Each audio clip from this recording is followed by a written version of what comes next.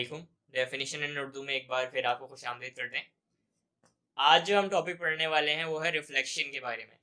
Reflection क्या चीज़ होती है, उसके क्या लॉज हैं जो फॉलो करती है और वो किस तरह से अंजाम पाती है। तो सबसे पहले स्टार्ट करते हैं, रिफ्लेक्शन बेसिकली होती क्या है। लाइट की रिफ्लेक्शन की बात हो रही है यहाँ पे। किसी भी सरफेस पे, बिलफर्ज या हमारी सरफेस है, यहाँ पे कोई लाइट रे इंसिडेंट फॉल करती है और इसी एंगल से रिफ्लेक्ट बैक हो जाती है। मतलब ये जो इंसिडेंट एंगल है ये, और ये जो रिफ्लेक्टेड एंगल है ये इक्वल होता है। ये एक रूल है इसका। इसको हम कह सकते हैं इंसिडेंट रे, और इसको हम कह सकते हैं रिफ्लेक्टेड रे। तो ये दो किस्म की रेज होती है हमारे पास, इंसिडेंट रे और रिफ्लेक्टेड रे। अब तीसरी रे जो होती है हमारे पास, तीसरी बेसिकली ये हमारे पास इमेजिनरी लाइन होती है जिसको हम कह सकते हैं नॉर्मल। नॉर्मल होती क्या है, ये परपेंडिकुलर बनाई जाती है, हमेशा सरफेस से परपेंडिकुलर बनाई जाती है, यानी कि 90 डिग्री पे। अच्छा, अब ये तीन कंडीशन है इसकी रेस की कि किस तरह से रॉ ऑफ रिफ्लेक्शन पूरा अंजाम पाता है। पहली कंडीशन जैसे मैंने आपको बताई, incident ray angle of incidence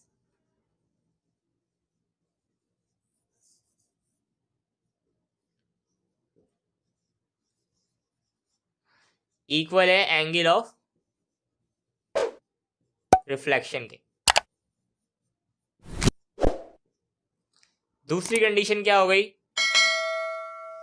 ये तीनों यानी इंसिडेंट रे, नॉर्मल और reflected ray, incident, normal and reflected ray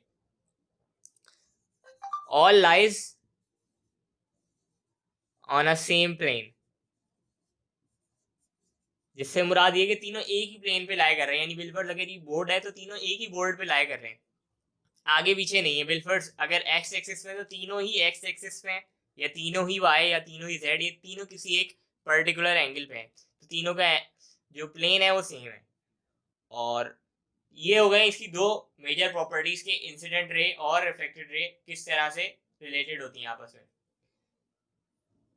तो ये हो गई बात, ये इस तरह से ये रेज इक्वल होती है किसी हद तक।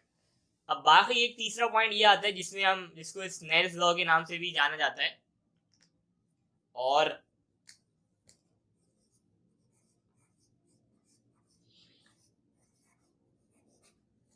इसको इस तरह से लिखा जाता है कि sine of angle of incidence upon sine of angle of reflection किसके बराबर होता है, एक हमेशा एक फिक्स पॉइंट के बराबर होता है, या फिक्स अमाउंट के बराबर होता है, जिसको रिफ्रैक्टिव इंडेक्स भी कहा जाता है, जो कि एक ऑब्जेक्ट का रिफ्रैक्टिव इंडेक्स होता है। अच्छा, इस लॉ को पूरा करने के लिए लाजमी तौर पे एक हमें ऐसा ऑब्जेक्ट कंसिडर करना पड़ता है जिसमें जो लाइट है रिफ्रैक्ट हो। तो ये जो रिफ्लेक्शन का जो रेशियो होता है, इसको एंगल ऑफ इंसिडेंस से रेशियो और एंगल ऑफ रिफ्रैक्शन से जो रेशियो है, इसको हम कहते हैं रिफ्रैक्टिव इंडेक्स। और इसको यूज करते हुए हम ऑब्जेक्ट की प्योरिटी को चेक करते हैं। बिलफर्स की 1.5 या वाटर की 1 है, तो वो किस तरह से, जितना ज़्यादा क्लोज होगा 1 के, मतलब रिफ्रैक्टिव इंडेक्स जितना ज़्यादा हमारा ऑब्टेन्ड, जितना 1 के क्लोज होगा उतना हम समझ जाएंगे उतना वाटर प्योर है, या उतना एलिमेंट जो भी है वो प्योर एलिमेंट है। तो ये हो गई बात रिफ्रैक्टिव इंडेक्स की। तो ये थी एक वीडियो जिसमें हमने एंगल ऑफ इंसिडेंस इन तीनों की एक ही पॉइंट पे लाई करने की बात पढ़ी, और रिफ्लेक्शन के लॉस पढ़े।